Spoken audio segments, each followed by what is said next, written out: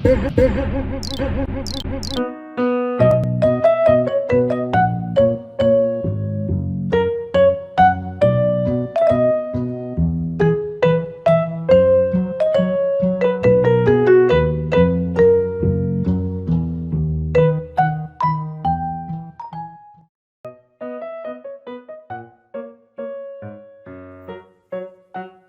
रानी के farm house पर बहुत गहमा गहमी थी।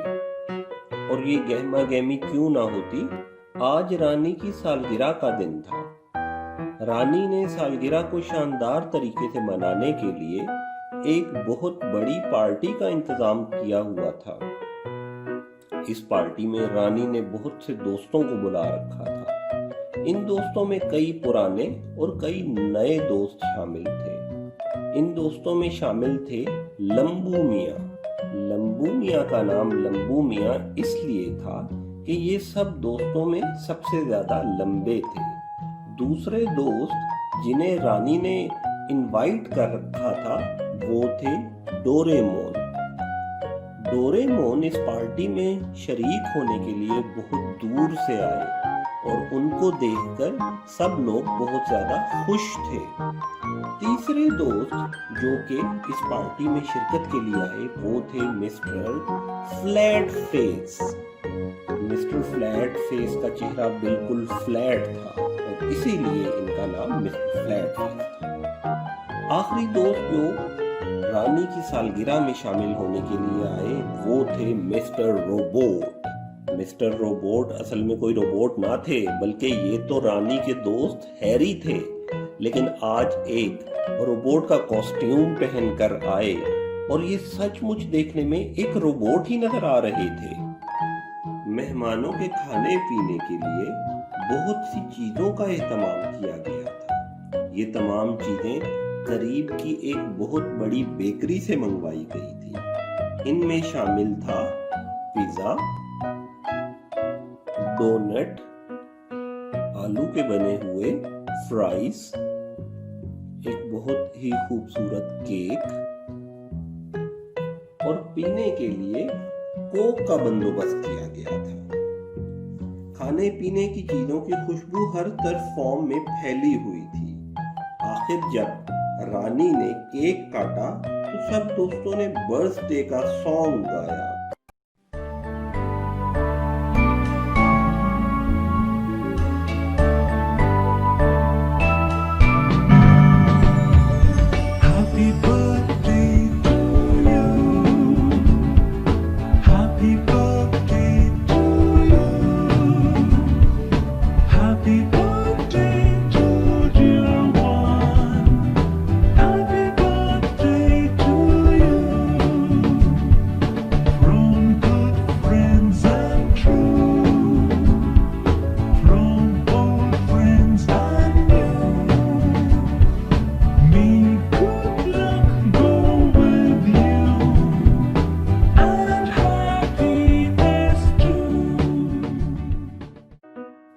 इसके बाद सब दोस्तों ने रानी को गिफ्ट दिए और फिर सबने खाना खाया।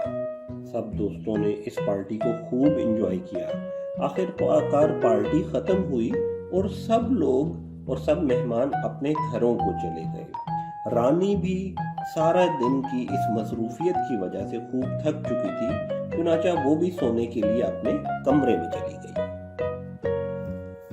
सब जानवर दूर से खड़े हुए इस पार्टी को होते हुए देख रहे थे। उन्होंने देखा कि किस तरह रानी और रानी के दोस्तों ने पार्टी में खूब एंजॉय किया।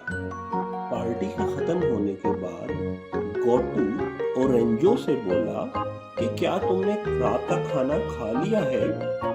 ओरेंजो बोला, नहीं भाई, अभी तो मैं पार्टी देख रहा था, अब मैं जाता हूँ और जाकर अपनी हरी भरी घास खाता हूँ। गोटू बोला, ओरेंजो भाई, क्यों ना आज हम भी पिज्जा और डोनट से डिनर करें?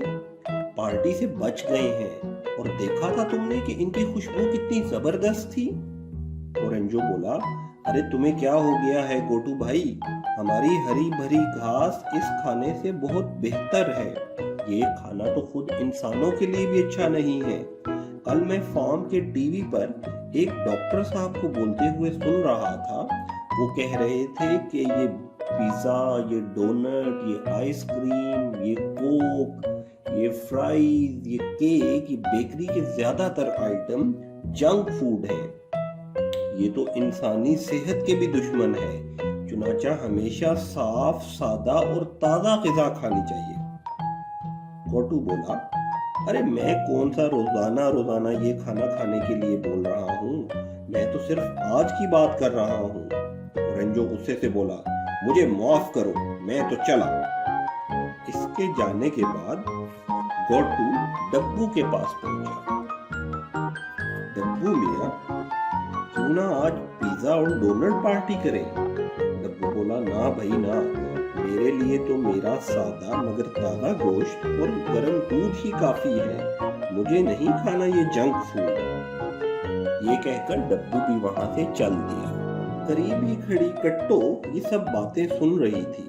वो गोटू से बोली, घास खाओ, सेहत बनाओ, तुम क्या चले ये जंक फूड खाने? गोटू गुस्से से बोला, अरे जाओ मैडम जाओ, अपना दाना खाओ, बातें ना बनाओ।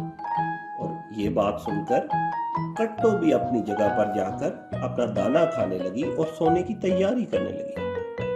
अब गोटू बिल्कुल अकेला था। गोटू ने फैसला किया कि कोई इस पार्टी में आए या ना आए, वो अकेला ही ये खाना खाएगा। उसने पहले पिज्जा खाया और उसके बाद डोनट को हड़प किया। ये सब खाने में थोड़ा सा अलग तो जरूर था, लेकिन गोटू ने कहा कि आज तो मैंने पिज़्ज़े और डोनट से ही खाना खाना है। खाना खाने के बाद गोटू का पेट बिल्कुल भर गया और वो भी जाकर अपनी जगह पर जाकर सो गया। अगले दिन सुबह हुई तो तमाम जानवर अपने वक्त पर उठे और अपने काम काज में मसरूफ हो गए। लेकिन गोटू अभी भी देर तक दूर पड़ा सो रहा था। थोड़ी देर बाद जब उसकी आंख खुली तो उसे महसूस हुआ कि उसके पेट में सख्त दर्द है। वो चिल्लाया, हाय मेरा पेट, हाय मेरा पेट। उसकी आवाज सुनकर सारे जानवर उसके करीब पहुंचे। अरे गोटू, तुम्हें क्या हो गया? तुम क्यों रो रहे हो? गोटू दोबारा बोला, भाई मेरे पेट में सख्त दर्द हो रही है, खुदा के लिए मुझे कोई दवाई दो। ओरेंजो बोला, अरे तुमने रात को क्या कोई उल्टी पुल्टी चीज तो नहीं खाई? तो गोटू घबरा कर बोला, नहीं नहीं। ओरेंजो गुस्से से बोला, मुझे सच सच बताओ, क्या तुमने वही पिज्जा और डोनट तो नहीं खाए? अब गोटू के पास कोई और रास्ता ना था, चुनाचा वो बोला, हाँ हाँ, मैंने रात को डोनट और पिज्जे से ही डिनर किया था। इस पर ओरेंजो गुस्से से बोला, मैंने तुम्हें समझाया था कि ये जंक फूड है, इसको मत खाओ, अब इसका नतीजा खुद ही भुगतो। गोटू ये बात सुनकर रोने लगा, अरे नहीं नहीं ओरेंजो भाई, अरे डब्बू भाई, मुझे माफ कर दो, प्लीज जाकर मेरे लिए कोई दवाई लेकर आओ, रानी अपने रूम में सो रही होंगी, जल्दी जाओ जल्दी जाओ। गोटू की ये बात सुनकर ओरेंजो के दिल में रहम आ गया। वो भागा भागा रानी के पास गया और उसको सब सूरत हाल बताई। रानी को जब इस सूरत हाल का पता चला, वो फौरन ओरेंजो के साथ आ गई। वो आई और उसने सबसे पहले गोटू को डांटा कि तुमने बिला इजाजत ये चीजें क्यों खाई। इस पर गोटू बहुत शर्मिंदा हुआ। इसके बाद फौरन रानी अपने कमरे में गई और कुछ दवाई अपने साथ लेकर आई। इस दवाई के खाने से गोटू को दर्द में कमी महसूस हुई। थोड़ी देर के बाद वो उठकर बैठ गया। गोटू ने अब तमाम जानवरों से प्रॉमिस किया कि आइंदा वो अपनी सादा लेकिन ताज़ा ग़िज़ा खाएगा और आइंदा जंक फूड से बिल्कुल दूर रहेगा, ताकि वो पेट दर्द, दांतों की खराबी और दूसरे मसलों से बच सके और इसके बाद सारे हंसी खुशी रहने लगे।